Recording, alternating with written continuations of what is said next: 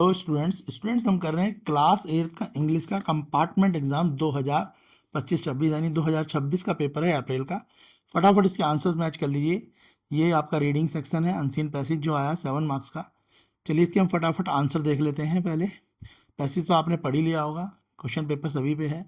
चलिए इसका first question देख लेते हैं। क्या है इसका फर्स्ट क्वेश्चन है lily are admired mainly because of. मैं सीधे आपके आंसर डिस्कस कर रहा हूँ। तो पहले वाले का आंसर होगा option B, beauty, fragrance and symbolic meaning. तो जो लिली है, ठीक है, उसका यूज किस लिए करा जाता है या उसको एडमायर क्यों करा गया? उनकी beauty, fragrance and symbolic meaning. Option B correct answer है। क्वेश्चन सेकंड है what attract bees and butterfly. Butterfly और बीज को कौन सी चीज अट्रैक्ट करती है? तो इसका आंसर ऑप्शन ए है there strong fragrance. Option A there strong fragrance. Question third है in the passage the word elegant. Elegant का क्या मीनिंग है? तो हमें पता है एलिगेंट का मीनिंग होता है ग्रेसफुल और अट्रैक्टिव, जो काफ़ी सुंदर हो, अट्रैक्टेड हो, ठीक है, उसी को हम बोलते हैं एलिगेंट। क्लियर है? तो ऑप्शन इसका सी आंसर होगा elegant. Question fourth according to the passage which lily is known for its bright orange petal and black spot. तो इसका आंसर आपका टाइगर लिली, ऑप्शन सी। इस पैसेज के हिसाब से इसका मीनिंग है tiger lily, option C. Question fifth है state whether the following statement true और false. Lily grow from seed that stay above the ground during the winter.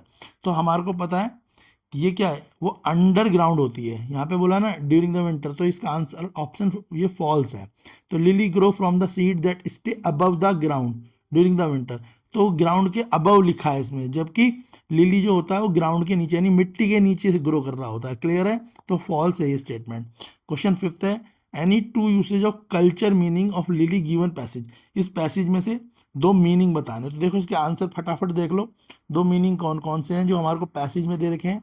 तो पहला जो मीनिंग है, दो मीनिंग पूछे हैं आपसे, तो पहला जो मीनिंग है इसका वो है आपका प्योरिटी और पीस। ये रहा प्योरिटी और पीस इस स्टेंजा में। ये जो स्टेंजा है popular among in the white lily which is often associated, इसमें प्योरिटी और पीस, ये है इसका आंसर, प्योरिटी और पीस। क्लियर हो गया?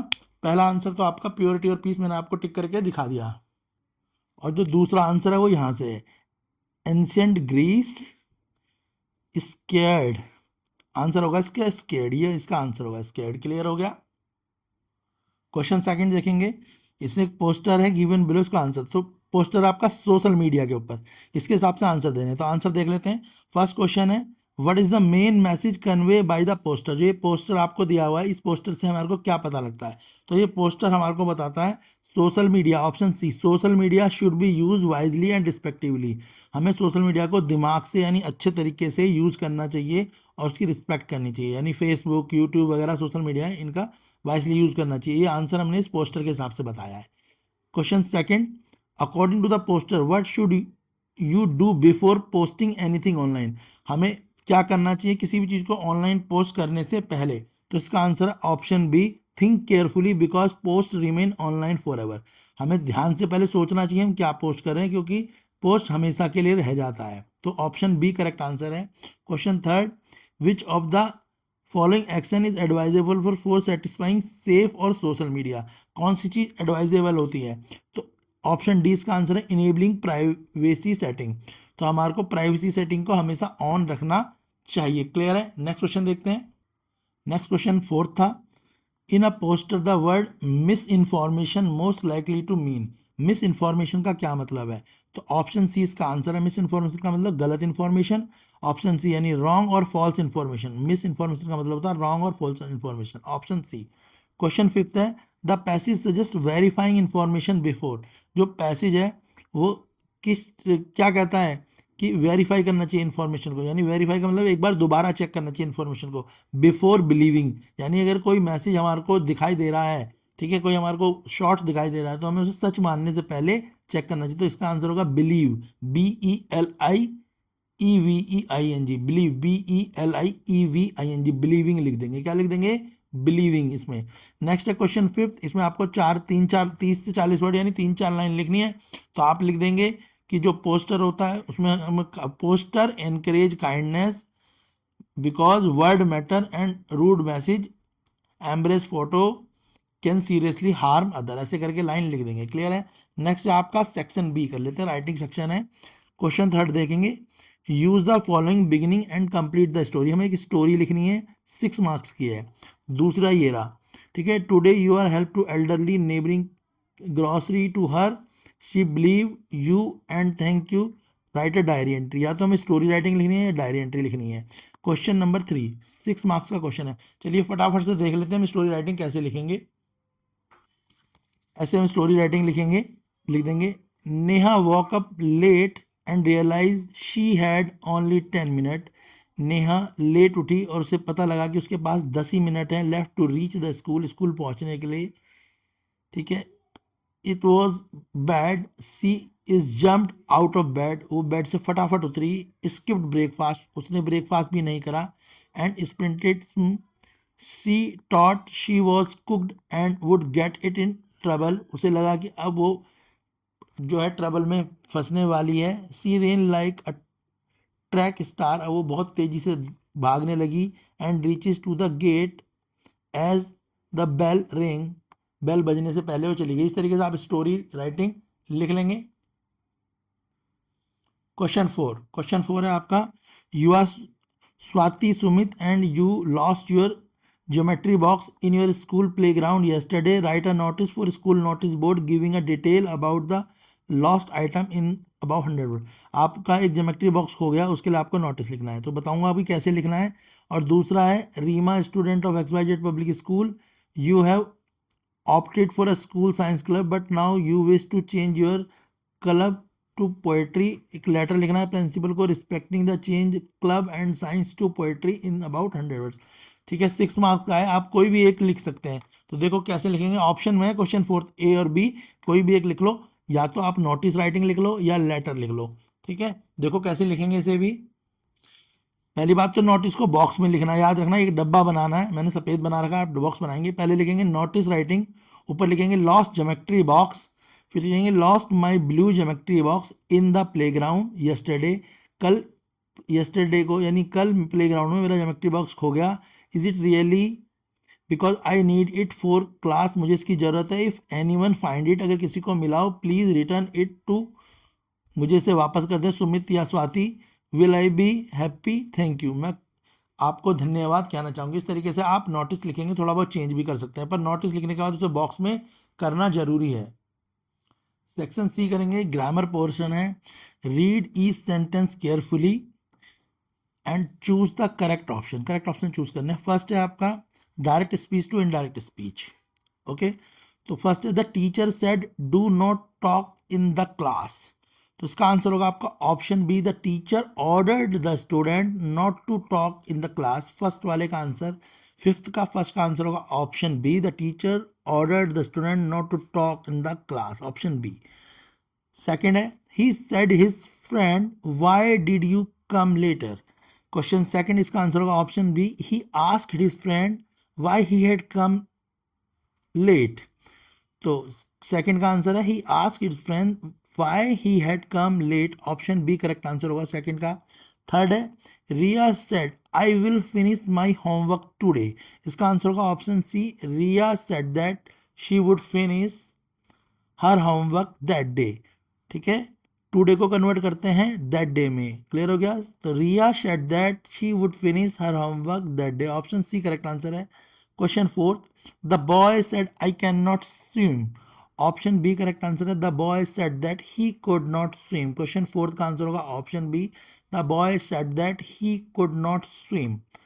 Question fifth, mother said to me please clean your room, तो mother requested me to clean my room, option A correct answer होगा फिफ्थ का, mother requested me to clean my room.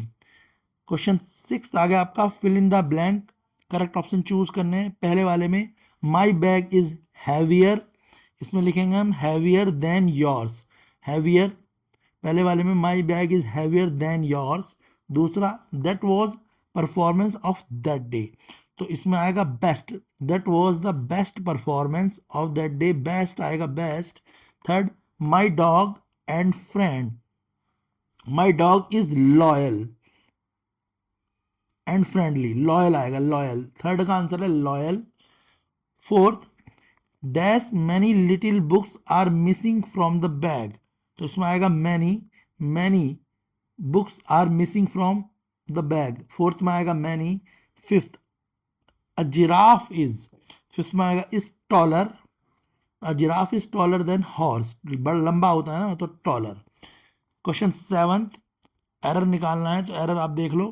पहला है this is living here since 2015, जहां पर भी since लगाओ तो इज इसका एरर है, इज एरर है, और इज की जगह पे क्या लगाएंगे हम, हैव बीन लगा देंगे, इज की जगह लग जाएगा हैव बीन। तो फर्स्ट वाले में एरर है इज की जगह have been.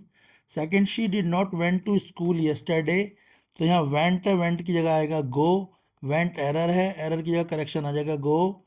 Third, the books on the table is mine, तो इसमें इज एरर है, इसकी जगह आएगा आर, करेक्शन हो जाएगी आर। फोर्थ है रिया सिंग वेरी वेल, तो रिया सिंग्स वेरी वेल, सिंग तो एरर है, सिंग्स इसकी करेक्शन होगी। तो ये आपके एरर और करेक्शन है, देख लो। फर्स्ट में इज की जगह आएगा हैव बीन, दूसरा वेंट है, वेंट की जगह आएगा गो। थर्ड आपका इज है, इज की जगह आएगा आर। फोर्थ आपका सिंग है, सिंग की जगह आएगा सिंग्स। तो एरर और करेक्शन आप देख लें और चेक कर लें। क्लियर है? चलिए नेक्स्ट क्वेश्चन देख लेते हैं। क्वेश्चन नंबर 9 में आइडेंटिफाई करने adjective of each sentences. Her sentence में एक एडजेक्टिव होगा, एडजेक्टिव पता है ना, जो किसी भी जो नाउन है उसे ब्यूटीफुल बना देता है। तो क्लियर है? तो पहला है आपका the brave soldier saved the child, तो ब्रेव सोल्जर तो देखो सिपाही होते हैं, पर ब्रेव सिपाही का मतलब बहादुर सिपाही, तो ब्रेव इसका आंसर है। ब्रेव पहले वाले में आएगा ब्रेव, अंडरलाइन करके लिख देना है ब्रेव। दूसरे वाले में आई बॉट 2 पेन्स यस्टरडे, तो इसमें दूसरे में टू ऑप्शन है, टू इसका करेक्ट आंसर होगा, क्या होगा two. Third, the blue sky looks beautiful, तो ब्लू इसका आंसर होगा ब्लू। फोर्थ वाले में रोहन इज लिटिल पेशेंस, तो लिटिल होगा। कोई से भी चार में से तीन आपको लिखने हैं। ये क्वेश्चन 8 का आंसर है जिसमें आपसे एडजेक्टिव पूछे हैं। तो फर्स्ट वाले का ब्रेव है, सेकंड वाले में लिखना है टू, थर्ड वाले में दो एडजेक्टिव है, ब्लू भी और ब्यूटीफुल भी, दोनों लिख सकते हो आप। ठीक है, और फोर्थ वाले में लिटिल। तो क्वेश्चन नंबर 8 का आंसर है पहले में ब्रेव, BRAVE, सेकंड वाले में TWO2, थर्ड वाले में ब्लू या ब्यूटीफुल, और फोर्थ में आप लिटिल। ये आपके आंसर से क्वेश्चन 8 के। कोई से चार में से तीन करने हैं। ये आपका सेक्शन डी है लिटरेचर का, 20 मार्क्स का है। तो ये आपको पैसेज दे रखा है बुक का ही, इसके क्वेश्चंस दे रखे हैं। पहला क्वेश्चन है what does the narrator say while answering why people climb mountain. Second answer है, क्वेश्चन है according to the passage what make mountain climb challenging. Question third है what physical quality are required to climb a mountain according to passage. Question fourth है what word exhilarating in the above passage means। Question fifth है state whether the following statement is true और false. चलिए इनके answer देख लेते हैं। हमारे पास official answers हैं, तो मैं आपको ऑफिशियल आंसर्स दिखा रहा हूं, आप चेक कर लीजिए।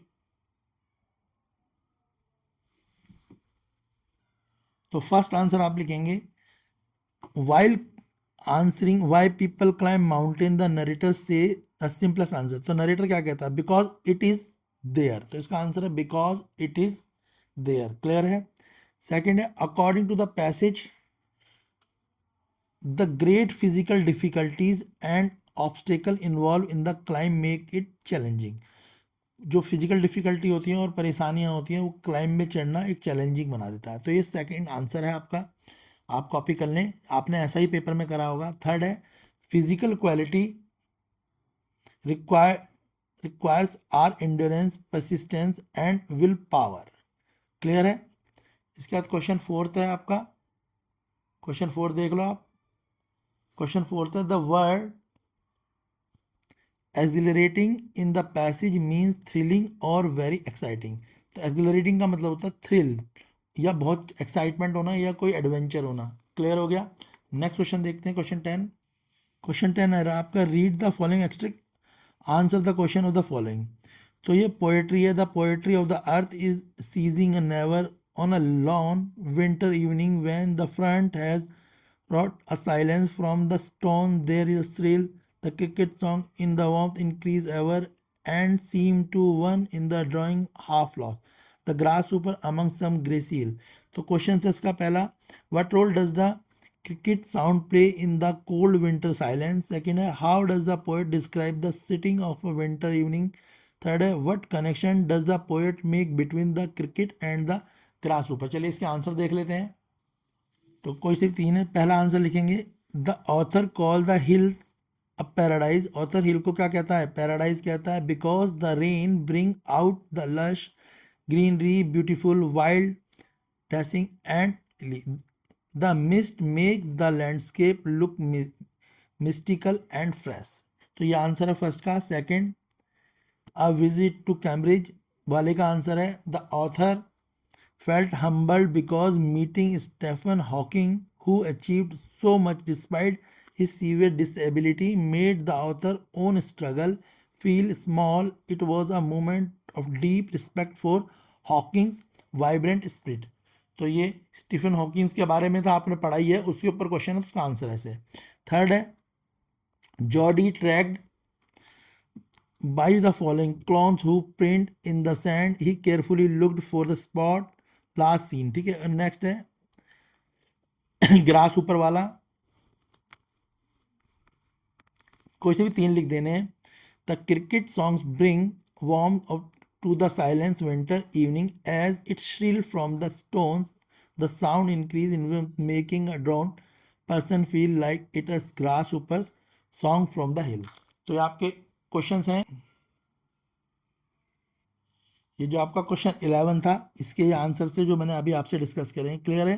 तो क्वेश्चन 11 में आंसर देने थे आपको कोई चार। एक था सॉर्ट ऑफ मानसून डायरी का, अ विजिट टू कैम्ब्रिज वाला, जॉर्डीज फॉर्म, ग्रास ऊपर एंड क्रिकेट, और स्कूल बॉय।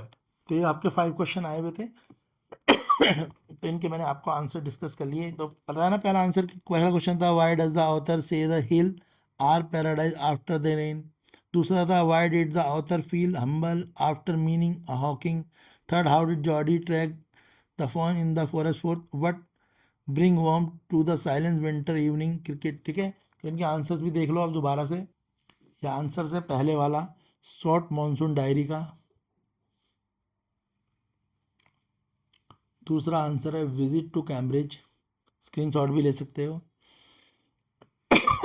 थर्ड आंसर है जॉर्डी वाला।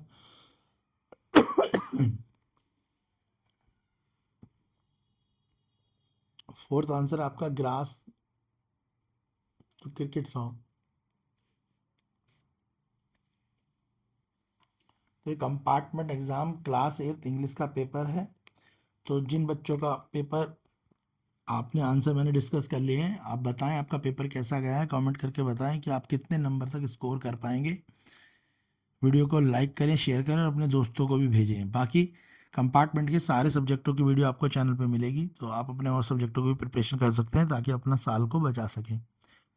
चैनल की तरफ से आपको ऑल द बेस्ट। उम्मीद करते हैं आपका पेपर अच्छा गया होगा और आपका अच्छा रिजल्ट आएगा।